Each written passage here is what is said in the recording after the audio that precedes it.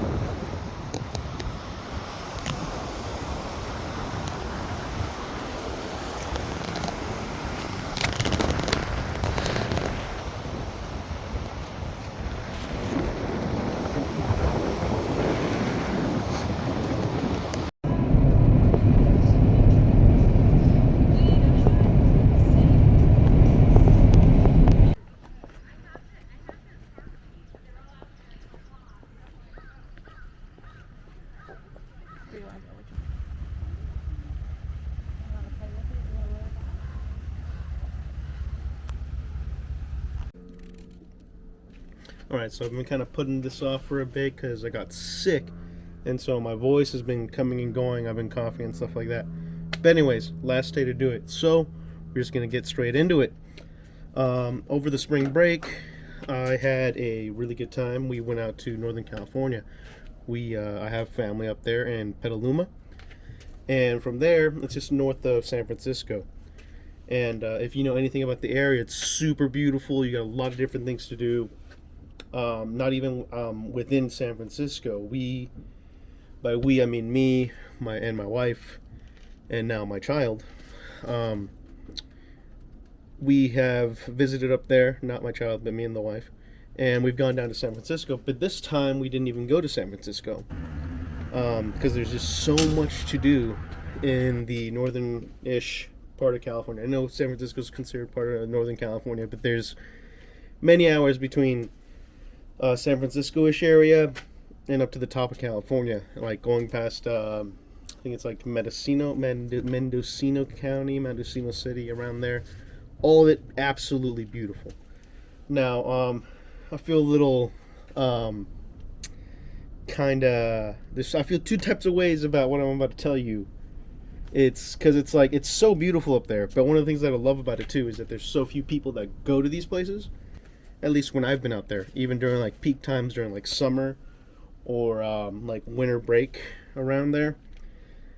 Empty beaches. They're not really beaches for you to like go out and swim in because it gets deep. It's got like here's where the waves crash, and right after that it goes deep. So like you got these like really beautiful cliff faces here, and then you got your beach where the surf kind of crashes. You know, where you got your waves. And it goes straight deep into like some deep water. So it's not really a beach where you want to like go for a swim. But if you like just, you know, putting your feet in the water, looking around at some pristine, beautiful areas, it's the way to go. It's super amazing. I love going up there. It's really crazy how many different places you can go to. Because like you got as I'm driving up to certain places that I already wanted to go, that I wanted to go hit up, like Russian State Gulch Park. There's a park and there's a beach. The beach is not where I wanted to go. It's the park that has a beautiful bridge on like this little inlet where like the water comes out into the ocean. Beautiful, beautiful, beautiful. I'll show you some video right here. Check it out. And anyways, so really amazing spot. But on the way up there, you're going up the coastline, and it's like different little beaches. They'd have like 5 parking spots, 10 parking spots. Maybe they have like an actual big parking lot. Maybe there's like 5 cars there. Some of these other places, you have a car or 2 there. Some places completely empty, and it's like each one of them is also beautiful, and it's like really picturesque and like it looks like something out of a movie, really. And I think it's one of the things that makes California, like, on some parts California is overrated sometimes, but in a lot of other places it's underrated. It's like one of those like it just doesn't make sense. Like everyone loves visiting California, and people go to like all these different places, and sometimes these places are overplayed. But I think Northern California has so much to offer, and at the same time that I'm telling you that, I'm like, shoot, I got to do this vlog. Well, I got to do it, but like, I like that for the past like decade of my like adult life, I've been able to go up there every couple years or so, like 2 to 3 years. I go up there probably every 2 to 3 years, and I visit. I have family up there, and I have fun. And I go out to like even like the Napa area or Calistoga, like the wine area. But every time we go up there, we also go to the beaches, and I love it because we go out there, and it's just like pristine. Anyway, so you like going up there because you have just these pristine coastlines that like there's not a lot of trash really. I don't ever see any trash unless it's like coming in from like the beach out in itself. So it's like the different kind of trash sometimes than like some of the stuff you see at like Long Beach, for example, or Huntington. And then there's the cliff sides, and then there's the driftwood and the tide pools, and it's a very different scenery than what we're used to here in Southern California.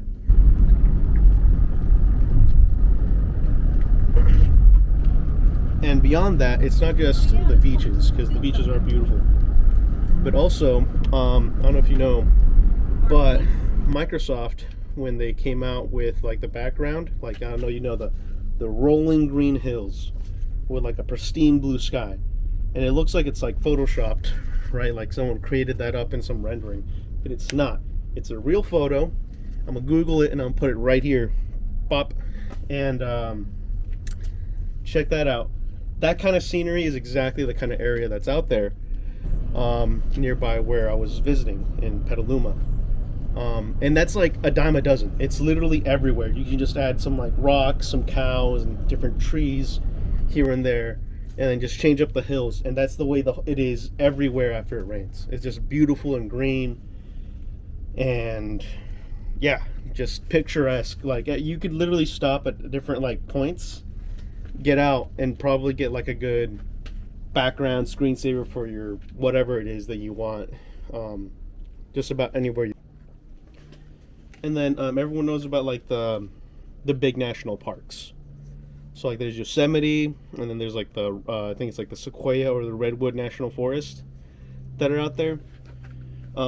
There's smaller places, but also no less. I don't want to say like famous, because I think Yosemite's like population, like the amount of people that go there is like comparable to Disney, I think, in sometimes, like during some seasons.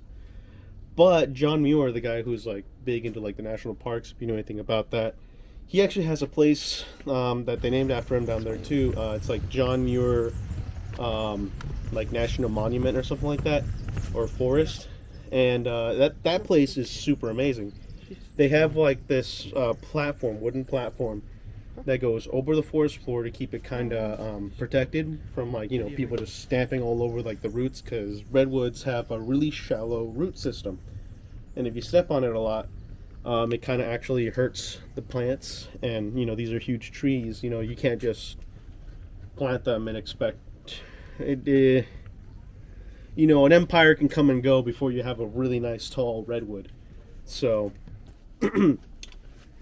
they have these platforms that protect it, and you get to like walk down this area, and before it like splits off into trails, and it's just beautiful, pristine forest, and it's like the reserve for like all the woodland creatures. When we were there, we actually saw steelhead trout and salmon, and also bats. It was we saw a couple of flying creatures, and we're like, what the heck is that? And then we hear the little ee ee ee.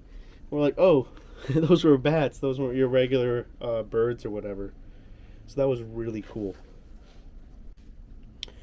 So beyond like the the Native Americans that were in the area. Some of the first settlers in the area were the Russians, actually, and they have a place called Fort Ross, and that's a settlement there. Which also, earlier during this video, I said Russian Gulch State Park and Beach, and that kind of connects to what I'm saying about this. There's a Russian settlement.